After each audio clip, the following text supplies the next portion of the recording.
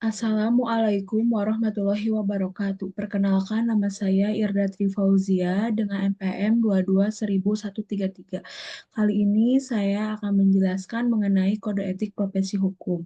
Kode etik, menurut Siddhartha, kode etik adalah prinsip-prinsip moral yang melekat pada suatu profesi dan disusun secara sistematis. Berarti tanpa kode etik yang sengaja disusun secara sistematis, itu pun suatu profesi, tapi bisa berjalan karena prinsip-prinsip moral tersebut. Sebenarnya yang sudah melekat pada profesi tersebut. Meskipun demikian, kode etik menjadi pelaku karena jumlah penyandang profesi itu sendiri sudah demikian. Di samping itu, tuntutan masyarakat juga makin bertambah secara kompleks. Pada titik seperti inilah organisasi profesi mendesak untuk dibentuk. Dalam kode etik, terdapat sistem norma, nilai, dan aturan profesional tertulis secara tegas yang menyatakan apa yang benar dan baik, serta tidak benar dan tidak baik bagi profesionalitas. Kode etik menyatakan perbuatan yang benar atau salah dan harus dilakukan atau dihindari. Kode etik ini bertujuan agar profesional dapat memberikan jasa sebaik-sebaiknya kepada pemakai atau nasabahnya. Kode etik profesi menurut Carpenter sebagaimana dikutip dari atau oleh Abdul Qadir Muhammad menyatakan kode etik profesi merupakan norma yang diterapkan dan diterima oleh kelompok profesi yang mengarahkan atau memberi petunjuk kepada anggota bagaimana seharusnya berbuat sekaligus menjamin mutu moral profesi itu di mata masyarakat. Apabila suatu kelompok masyarakat profesi terbuat menyimpang dari kode etiknya, maka kelompok itu akan tercemar di mata masyarakat.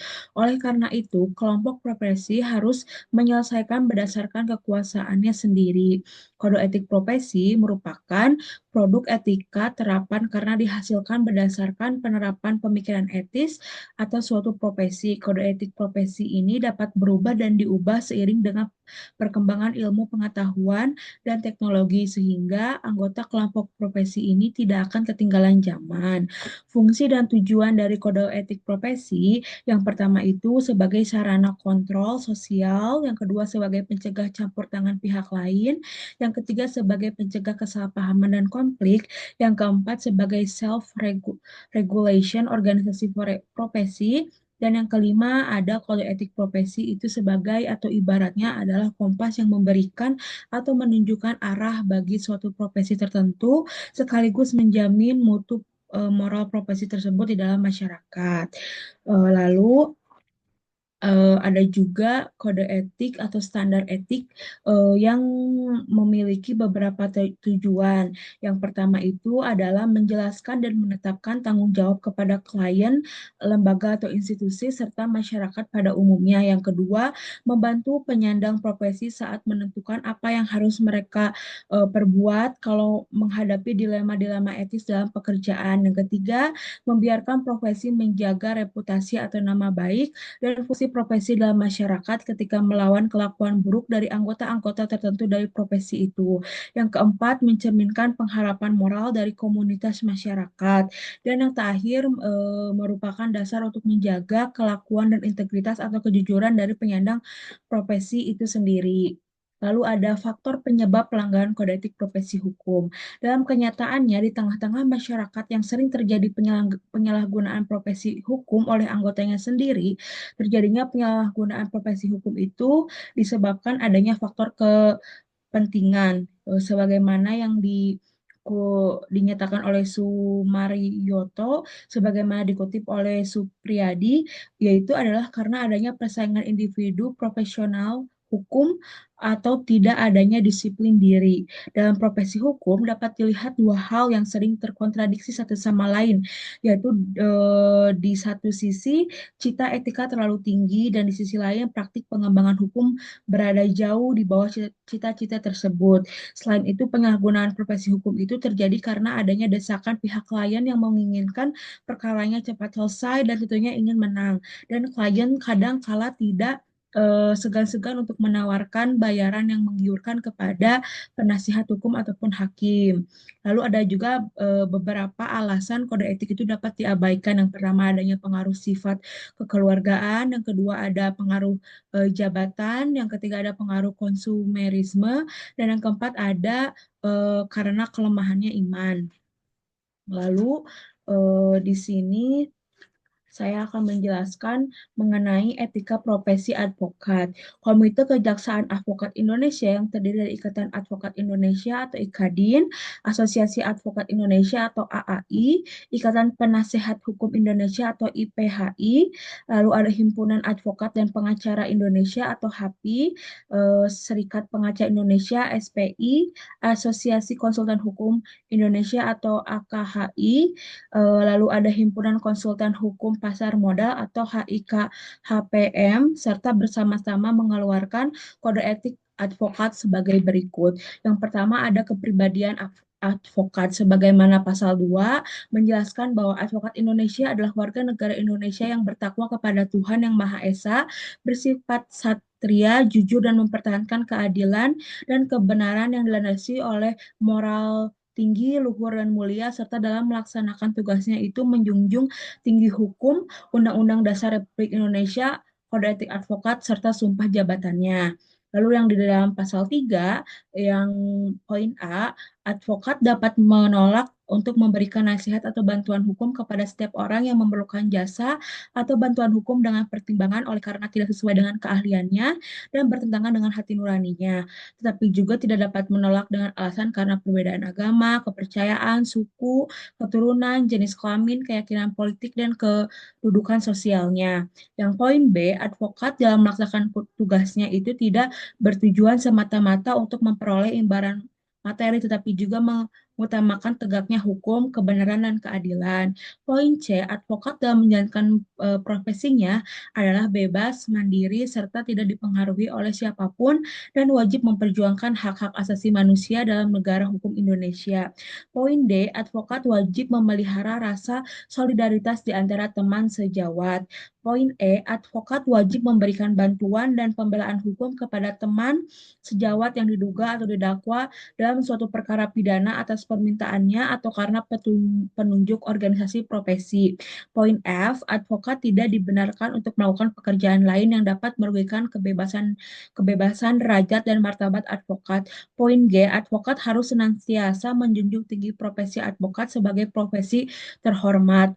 Lalu yang poin terakhir ada poin I, di mana seorang advokat itu yang kemudian diangkat dan menduduki suatu jabatan negara seperti eksekutif, legislatif, dan yudikatif tidak dibenarkan untuk berpraktik sebagai advokat dan tidak diperkenankan namanya dicantumkan atau diperkudakan oleh siapapun atau oleh kantor manapun dalam suatu perkara yang sedang diproses atau berjalan selama ia menduduki jabatan tersebut. Lalu yang kedua ada hubungan dengan klien sebagaimana tertera dalam pasal 4 pada poin A, advokat dalam perkara-perkara perdata harus mengutamakan penyelesaian dengan jalan damai.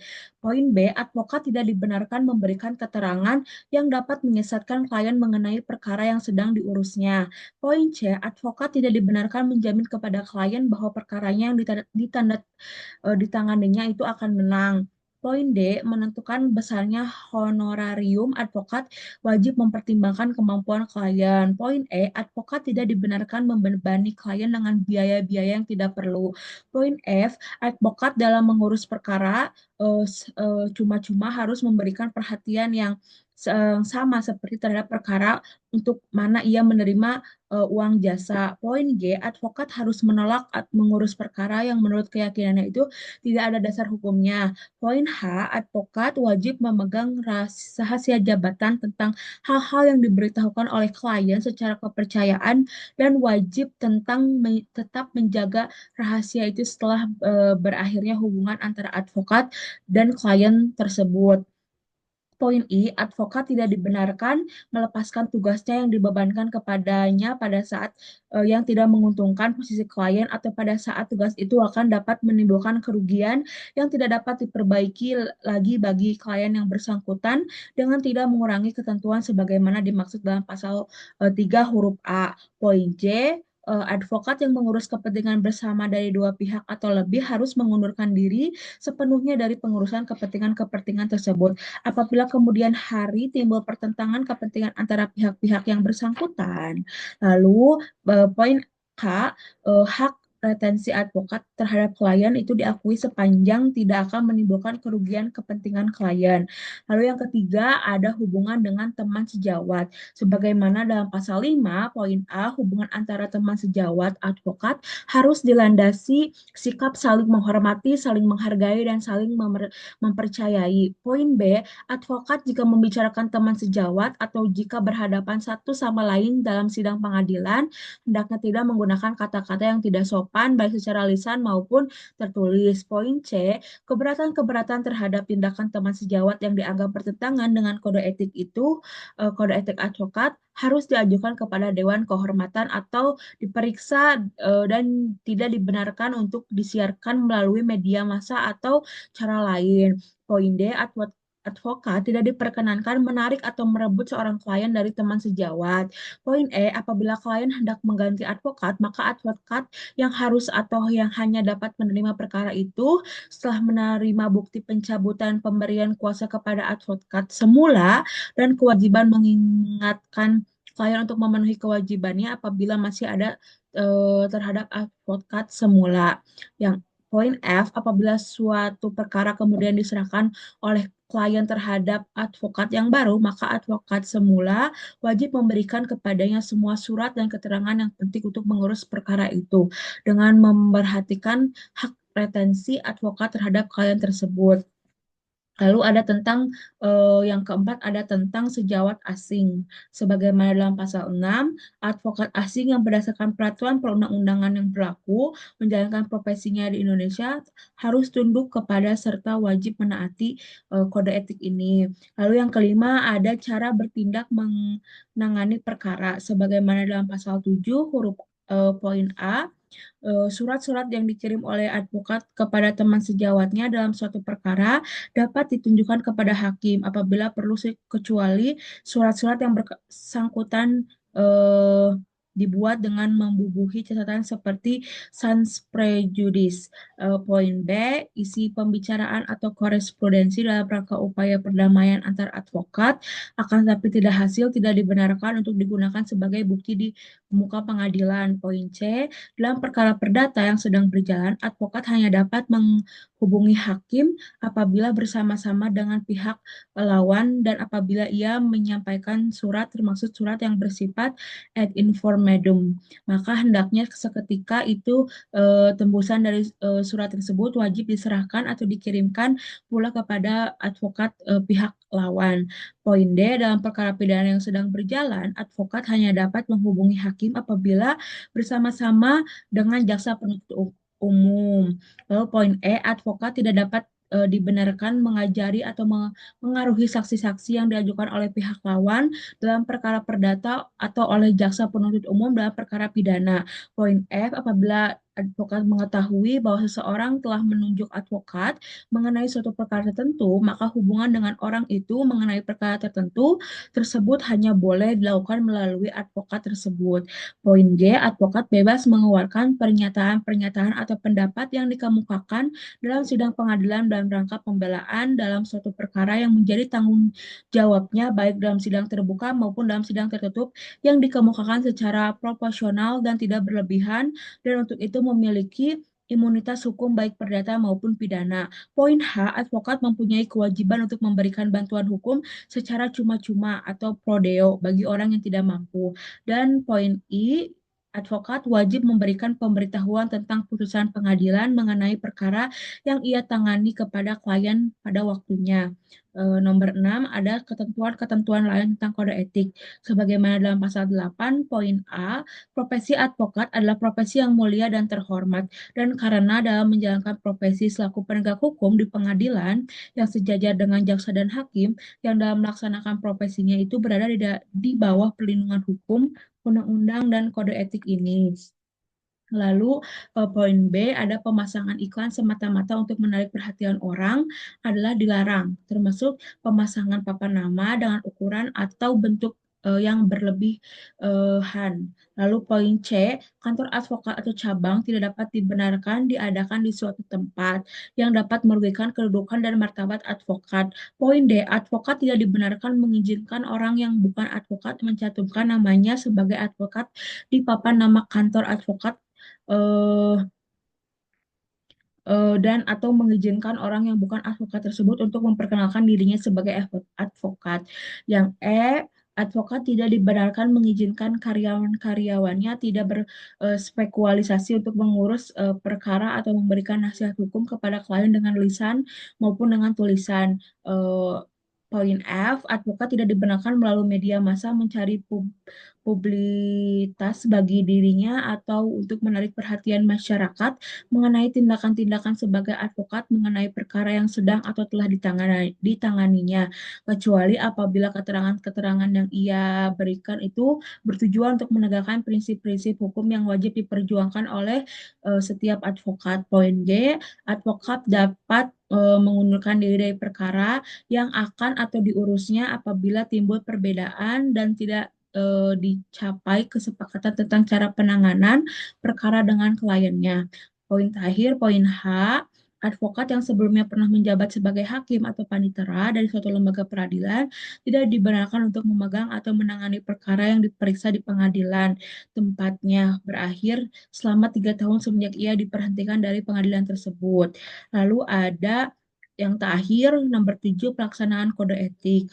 Sebagaimana tertera dalam pasal 9, itu setiap advokat dan mematuhi, wajib tunduk dan mematuhi kode etik advokat ini. Poin B, pengawasan atau pelaksanaan kode etik advokat ini dilakukan oleh Dewan Kehormatan.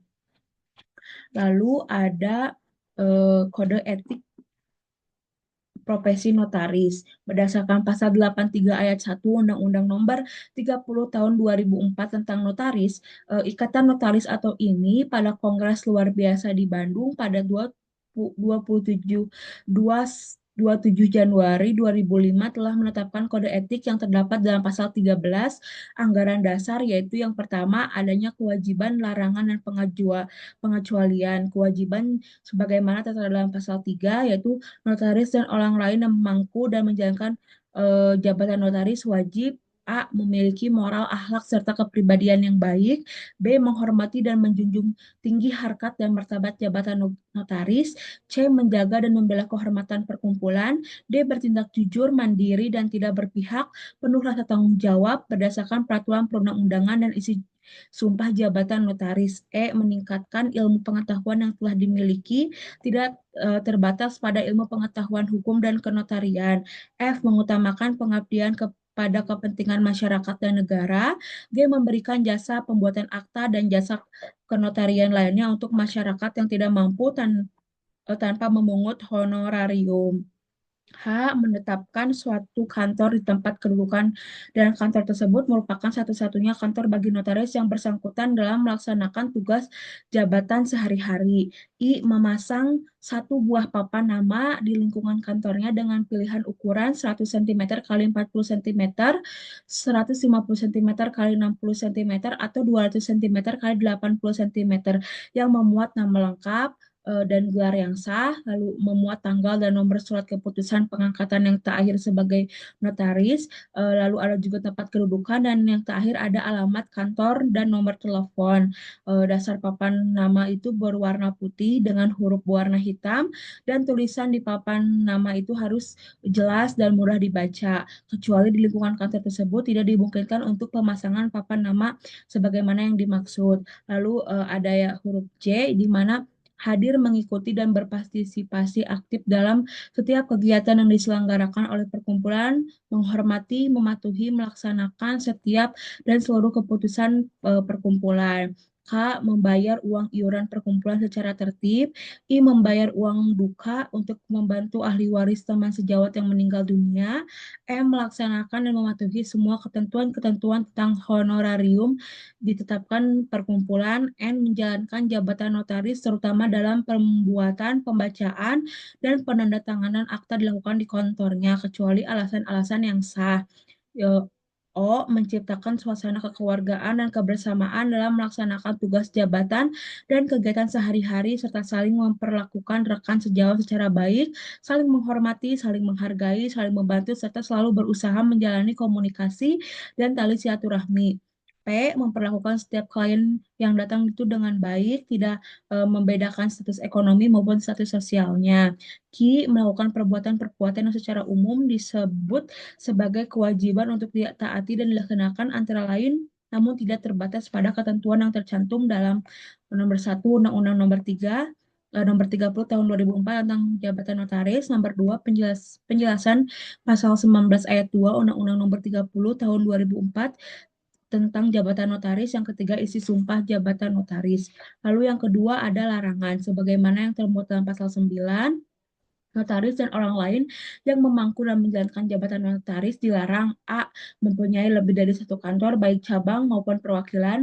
B. Memasang pangan hama atau tulisan yang berbunyi notaris atau kantor notaris di lingkungan kantor. C. Melakukan publikasi atau promosi diri, baik sendiri maupun secara bersama-sama, dengan mencantumkan nama dan jabatannya, menggunakan sarana media cetak ataupun elektronik dalam bentuk: 1. Iklan, 2. Ucapan selamat, 3. Ucapan bela sungkawa, 4. Ucapan terima kasih, 5. Kegiatan pemasaran, dan 6. Kegiatan sponsor baik dalam bidang sosial, keagamaan, maupun olahraga. D. Bekerja sama dengan biro jasa, orang atau badan hukum yang pada hakikatnya bertindak sebagai perantara untuk mencari atau mendapatkan klien. Menandatangani akta yang proses pembuatan minutunannya telah dipersiapkan oleh pihak lain. F. Mengirimkan minuta kepada klien untuk ditandatangani. G. Berusaha atau berupaya dengan jalan apapun agar seseorang berpindah dari notaris lain kepadanya, baik upaya itu ditunjukkan kepadanya secara langsung, eh, kepada klien yang bersangkutan maupun melalui perantara orang lain. H. Melakukan pemaksaan kepada klien dengan menahan dokumen-dokumen yang telah diserahkan atau melakukan tekanan psikologis dengan maksud agar klien tersebut tetap membuat akta kepadanya. I. Melakukan usaha-usaha baik langsung maupun tidak langsung yang menjurus ke arah timbulnya persaingan yang tidak sehat sesama rekan notaris. J. Menetapkan honorarium yang harus dibayar oleh klien dalam jumlah yang lebih rendah dari honorarium yang tadi ditetapkan perkumpulan. K. Memperkerjakan dengan sengaja orang yang masih berstatus karyawan kantor notaris lain tanpa persetujuan terlebih dahulu dari notaris yang bersangkutan. I. Menjelaskan atau mempersalahkan rekan notaris atau akta yang dibuat olehnya dalam hal seorang notaris menghadapi atau menemukan suatu akta yang dibuat oleh rekan sejawat yang ternyata di dalamnya itu terdapat kesalahan-kesalahan yang serius atau membahayakan klien. Maka notaris tersebut wajib memberitahukan kepada rekan sejawat yang bersangkutan atas kesalahan yang dibuatnya dengan cara yang tidak bersifat menggurui, melainkan untuk mencegah timbulnya hal-hal yang tidak diinginkan terhadap klien yang bersangkutan ataupun rekan sejawat tersebut. Membentuk kelompok sesama rekan kerja yang bersifat eksklusif dengan tujuan untuk melayani kepentingan suatu instansi atau lembaga, apalagi menutup kemungkinan bagi notaris lain untuk berpartisipasi. Menggunakan dan mencantumkan gelar yang tidak sesuai dengan peraturan perundang-undangan yang berlaku. O. Melakukan perbuatan-perbuatan yang secara umum disebut sebagai pelanggaran terhadap kode etik notaris antara lain, namun tidak terbatas pada pelanggaran terhadap: 1. Ketentuan-ketentuan dalam Undang-Undang Nomor 30 Tahun 2004 tentang jabatan notaris. 2. Penjelasan pasal 19 ayat 2 Undang-Undang Nomor 30 Tahun 2004 tentang jabatan notaris. Yang ketiga isi sumpah jabatan notaris. Dan yang keempat ada hal-hal yang menurut ketentuan anggaran dasar, anggaran rumah tangga, atau keputusan-keputusan lain yang telah ditetapkan oleh Organisasi Ikatan Notaris Indonesia tidak boleh dilakukan oleh anggota. Lalu yang ketiga ada pengecualian. Sebagaimana tertera dalam pasal 5, hal-hal tersebut di bawah ini merupakan pengecualian. Oleh karena itu tidak termasuk pelanggaran, yaitu yang A. Memberikan ucapan selamat atau ucapan duka dengan menggunakan kartu ucapan, surat, karangka bunga, atau media lainnya yang tidak mencantumkan notaris tetapi hanya nama saja. B. Pemuatan nama dan alamat notaris dalam buku panduan telepon, faks, dan telex yang diterbitkan secara resmi oleh PT Telkom atau instansi-instansi atau lembaga-lembaga resmi lainnya. Dan yang terakhir C. Itu memasang satu tanda penunjuk jalan dengan ukuran tidak melebihi 20 cm kali 50 cm, dasar berwarna putih, huruf berwarna hitam, tanpa mencantumkan nama notaris, serta dipasang dalam radius maksimum 100 meter di kantor notaris.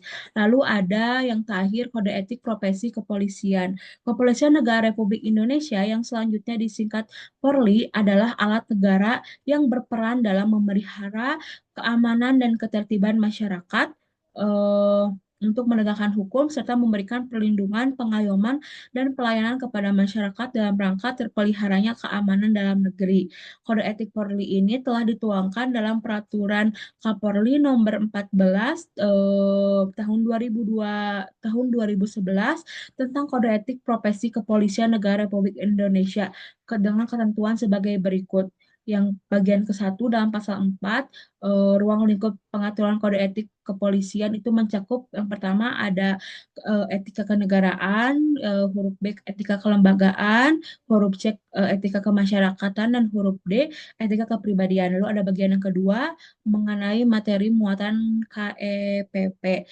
Pasal 5, pengaturan KEPP ini sebagaimana dimaksud dalam pasal 4 itu meliputi huruf A, etika kenegaraan memuat pedoman berperilaku anggota Polri dalam hubungan. Yang pertama, tegaknya Negara Kesatuan Republik Indonesia atau NKRI. Yang kedua, Pancasila. Yang ketiga, Undang-Undang Dasar Negara Republik Indonesia tahun 1945. Dan Kebinekaan Tunggal Ika. Huruf B, etika kelembagaan memuat pedoman berperilaku anggota Polri dalam hubungan A, Tribata sebagai pedoman hidup, 2, catur prasetya sebagai pedoman kerja, 3, sumpah atau janji anggota Polri, 4, sumpah atau janji jabatan, dan yang kelima 10, komitmen moral dan perubahan pola pikir atau mindset. Huruf C, etika kemasyarakatan memuat pedoman berperilaku anggota Polri dalam hubungan 1, pemelihara keamanan dan ketertiban masyarakat, yang kedua penegakan hukum, yang ketiga perlindungan, pengayoman dan pelayanan terhadap masyarakat, yang keempat ada kearifan lokal antara lain gotong royong, kesetiakawanan dan toleransi.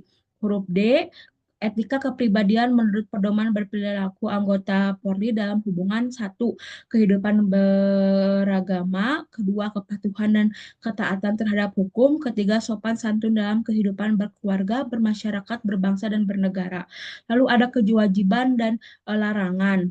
Ada kewajiban etika kenegaraan yang termuat dalam pasal 6, yaitu setiap anggota Polri wajib A, setiap kepada NKRI yang berdasarkan Pancasila dan Undang-Undang Dasar Negara Republik Indonesia tahun 1945. B, menjaga keamanan dalam negeri meliputi terpeliharanya keamanan dan ketertiban masyarakat, tertib dan tegaknya hukum, terselenggaranya perlindungan, pengayoman dan pelayanan masyarakat, serta terbinanya ketentraman masyarakat dengan menjunjung tinggi hak asasi manusia. C, menjaga terpeliharanya keutuhan wilayah NKRI. D, menjaga terpeliharanya persatuan dan kesatuan bangsa dalam Kebhinneka Tunggal Ikaan dengan menjunjung tinggi kedaulatan rakyat. E, mengutamakan kepentingan bangsa dan NKRI daripada kepentingan sendiri seseorang atau golongan. F, memelihara dan menjaga kehormatan bendera negara Sang Merah Putih, bahasa Indonesia, lambang negara Garuda Pancasila, dan lagu kebangsaan Indonesia Raya sesuai dengan ketentuan peraturan perundang-undangan. G, membangun kerjasama dengan sesama pejabat, penyelenggara negara, dan pejabat negara dalam melaksanakan tugas. H, bersifat netral dan dalam kehidupan berpolitik. Lalu ada etika kelembagaan. Yang pertama, setiap sebagaimana termuat dalam pasal 7, yang pertama itu setiap anggota Polri wajib A, setia kepada Polri sebagai bidang pengabdian kepada masyarakat, bangsa, dan negara dengan medomani dan menjunjung tinggi tribata dan catur prasetya. B, menjaga dan meningkatkan cerita solidaritas, kredibilitas, reputasi, dan kehormatan Polri. C, menjalankan tugas secara profesional, proporsional, dan prosedural. D, melaksanakan perintah dinas untuk mengikuti pendidikan dan pelatihan dalam rangka pembinaan karir dan peningkatan kemampuan profesionalisme kepolisian. E, menjalankan perintah dinas untuk melaksanakan mutasi dalam rangka pembinaan personal, profesi, karir, dan penegakan KEPP. F, mematuhi hierarki dalam pelaksanaan tugas. G, menyelesaikan tugas dengan seksama dan penuh rasa tanggung jawab. H, memegang teguh rahasia yang menurut sifatnya atau menurut perintah kedinasan harus dirahasiakan. kebijakan. I. Menampilkan sikap kepemimpinan melalui keteladanan, ketaatan pada hukum, kejujuran, keadilan, serta menghormati menjunjung tinggi hak asasi manusia dalam melaksanakan tugas.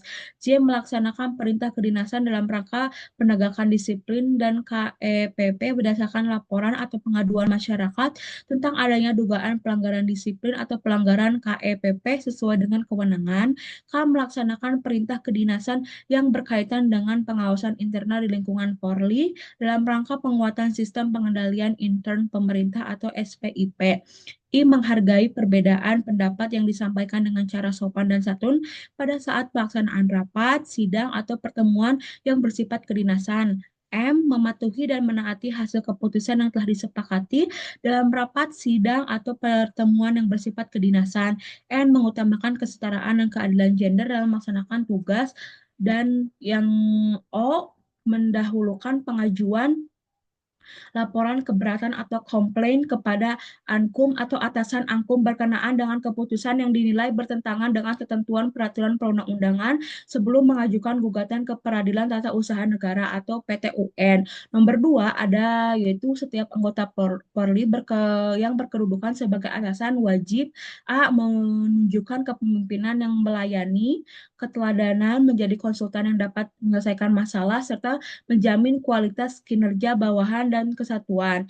B. Menindaklanjuti dan menyelesaikan hambatan tugas yang dilaporkan oleh bawahan sesuai dengan tingkat kewenangan. C. Menyelesaikan dugaan pelanggaran yang dilakukan oleh bawahan. Nomor 3, setiap anggota Polri yang berkedudukan sebagai bawahan wajib A. Melaporkan kepada atasan apabila mendapat hambatan dalam pelaksanaan tugas. B. Melaksanakan perintah atasan terkait dengan pelaksanaan tugas, fungsi, dan kewenangannya. C. Menolak perintah atasan yang bertentangan dengan norma hukum, norma agama, dan norma kesusilaan. D. Melaporkan kepada atasan pemberi perintah atau menolak perintah yang dilakukan untuk mendapatkan perlindungan hukum dari atasan pemberi perintah. Nomor 4, sesama anggota Polri wajib A. Saling menghargai dan menghormati dalam melaksanakan tugas. B. Bekerja sama dalam rangka meningkatkan kinerja. C. Melaporkan setiap pelanggaran KEPP atau disiplin atau tindak pidana yang dilakukan oleh anggota Polri yang dilihat atau diketahui secara langsung kepada pejabat yang berwenang. D. Menunjukkan rasa kesetiakawanan dengan menjunjung tinggi prinsip-prinsip saling menghormati. Saling melindungi dan memberikan pertolongan kepada yang terluka atau meninggal dunia dalam menjalankan tugas. Dan yang terakhir itu nomor 5, ada pejabat Polri yang berwenang sebagaimana dimaksud pada ayat 4 huruf C wajib memberikan perlindungan. Lalu ada pasal 8 yaitu setiap anggota Polri wajib mendahulukan peran, tugas, wewenang, dan tanggung jawab berdasarkan ketentuan peraturan perundang-undangan daripada status dan hak dengan mengindahkan norma agama, norma kesusilaan, dan nilai-nilai kearifan lokal. Pasal 9, setiap anggota Polri yang melaksanakan tugas penegak hukum sebagai penyelidik, penyidik pembantu, penyidik wajib melakukan penyelidikan perkara pidana, dan menyelesaikannya sesuai dengan ketentuan peraturan perundang-undangan, serta melaporkan hasil pemeriksaan tugasnya kepada atasan penyidik. Lalu ada etika kemasyarakatan, sebagaimana yang termuat dalam pasal 10, setiap anggota Polri wajib A. Menghormati harkat dan martabat manusia berdasarkan prinsip-prinsip dasar hak asasi manusia. B. Menjunjung tinggi prinsip kesetaraan bagi setiap warga negara di hadapan hukum. C. Memberikan pelayanan kepada masyarakat dengan cepat, tepat, mudah, nyaman, transparan, dan akuntabel berdasarkan ketentuan peraturan perundang-undangan. D. Melakukan tindakan pertama kepolisian sebagaimana yang diwajibkan dalam tugas kepolisian baik sedang bertugas maupun di luar tugas. Memberikan pelayanan informasi publik kepada masyarakat sesuai dengan ketentuan peraturan perundang-undangan. F. Menjunjung tinggi kejujuran, kebenaran, keadilan, dan menjaga kehormatan dalam hubungan dengan masyarakat. Lalu ada etika kepribadian sebagaimana yang termuat dalam pasal 11. Setiap anggota Polri wajib A. Beriman dan bertakwa kepada Tuhan Yang Maha Esa. B. Bersikap jujur, terpercaya, bertanggung jawab, disiplin, bekerja sama, adil, peduli, responsif, dan tegas dan harmonis, humanis. C. Menaati dan menghormati norma kesusilaan, norma agama, nilai kearifan lokal, dan norma hukum. D. Menjaga dan memelihara kehidupan berkeluarga, bermasyarakat, berbangsa, bernegara secara santun. E. Melaksanakan tugas kenegaraan, kelembagaan, dan kemasyarakatan dengan niat tulus, ikhlas, dan benar sebagai eh, wujud nyata amal ibadahnya. Lalu ada larangan etika kenegaraan sebagaimana yang termuat dalam pasal 12, setiap anggota Polri dilarang A. terlibat dalam gerakan-gerakan yang nyata yang bertujuan untuk mengganti atau menentang Pancasila dan UUD 1945, B. terlibat dalam gerakan menentang pemerintahan yang sah, C. menjadi anggota atau pengurus partai politik, D. menggunakan hak milih dan dipilih, E. melibatkan diri pada kegiatan politik praktis. Lalu ada etika kelembagaan sebagaimana yang termuat dalam pasal 13.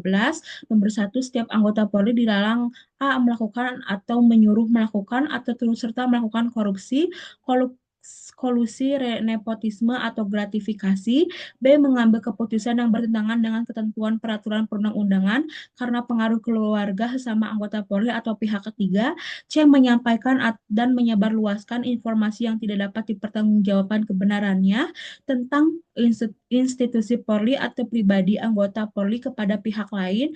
D. Menghindar atau menolak perintah kedinasan dalam rangka pemeriksaan internal yang dilakukan oleh fungsi pengawasan terkait dengan laporan atau pengaduan masyarakat. E. Menyalahgunakan kewenangan dalam melaksanakan tugas kedinasan. F. Mengeluarkan tahanan tanpa perintah tertulis dari penyidik, atasan penyidik, atau penuntut umum atau hakim yang berwenang. G. Melaksanakan tugas tanpa perintah kedinasan dari pejabat yang berwenang kecuali ditentukan lain dalam ketentuan peraturan perundang-undangan. Nomor dua, setiap anggota Perli yang berkedudukan sebagai atasan dilarang A. memberikan perintah yang bertentangan dengan norma hukum, norma agama, dan norma kesusilaan. B. Menggunakan kewenangan secara tidak bertanggung jawab.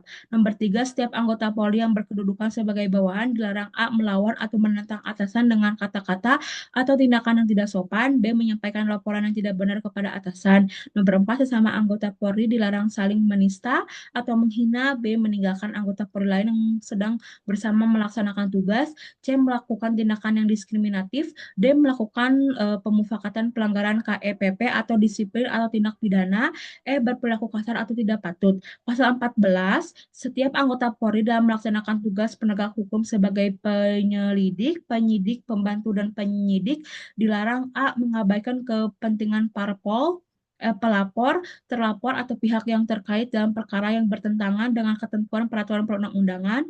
B. Menetapkan tersangka di tempat bukan rumah tahanan negara atau Polri dan tidak memberitahukan kepada keluarga atau kuasa hukum tersangka. C. Merekayasa dan memanipulasi perkara yang menjadi tanggung jawabnya dalam rangka penegakan hukum.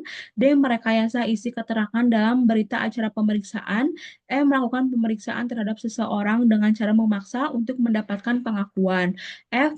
Melakukan penyelidikan yang bertentangan dengan ketentuan peraturan perundang-undangan karena adanya campur tangan pihak lain. G. Menghambat kepentingan pelapor, telapor, dan pihak terkait lainnya yang saling berperkara untuk memperoleh haknya atau melaksanakan kewajibannya. H. Merekayasa status barang bukti sebagai barang temuan atau barang tak bertuan. I. Menghambat atau menunda-nunda waktu penyerahan barang bukti yang disita kepada pihak yang berhak sebagai akibat dihentikannya penyidikan tindak pidana. J. Melakukan penghentian atau membuka kembali penyidikan tindak pidana yang tidak sesuai dengan ketentuan peraturan perundang-undangan.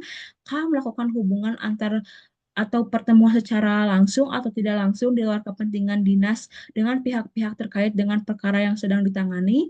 I. Melakukan pemeriksaan di luar kantor penyidik kecuali ditentukan sesuai dengan ketentuan peraturan perundang-undangan. Menangani perkara yang berpotensi menimbulkan konflik kepentingan. Lalu ada etika kemasyarakatan, yaitu termuat dalam pasal 15, yaitu setiap Anggota Polri dilarang A. Menolak atau mengabaikan permintaan pertolongan, bantuan atau laporan dan pengaduan dari masyarakat yang menjadi lingkup tugas, fungsi, dan kewenangannya. B. Mencari-cari kesalahan masyarakat yang bertentangan dengan ketentuan peraturan perundang-undangan. C. Menyebarluaskan berita bohong atau menyampaikan ketidakpatutan berita yang dapat meresahkan masyarakat. D. Mengeluarkan ucapan, isyarat, atau tindakan dengan maksud untuk mendapatkan imbalan atau keuntungan pribadi dalam memberikan pelayanan masyarakat. E. Bersikap, berucap, dan bertindak sewenang-wenang. F. Mempersulit masyarakat yang membutuhkan perlindungan, pengayoman, dan pelayanan. G. Melakukan perbuatan yang dapat merendahkan kehormatan perempuan pada saat melakukan tindakan kepolisian atau membebankan biaya tambahan dalam memberikan pelayanan di luar ketentuan peraturan perundang-undangan. Lalu ada etika kepribadian yang termuat dalam pasal 16, yaitu setiap anggota Polri dilarang A. Menganut dan menyebarkan agama dan kepercayaan yang dilarang oleh pemerintah. B. Memengaruhi atau memaksa sesama anggota Polri untuk mengikuti cara-cara beribadah di luar keyakinannya. C. Menampilkan sikap dan perilaku menghujat serta menista kesatuan atasan atau sesama anggota Polri. Dan yang terakhir, D. Menjadi pengurus atau anggota lembaga swadaya masyarakat dan organisasi kemasyarakatan tanpa persetujuan dari pihak Polri. Sekian penjelasan mengenai kode etik profesi hukum dari saya. Wassalamualaikum warahmatullahi wabarakatuh.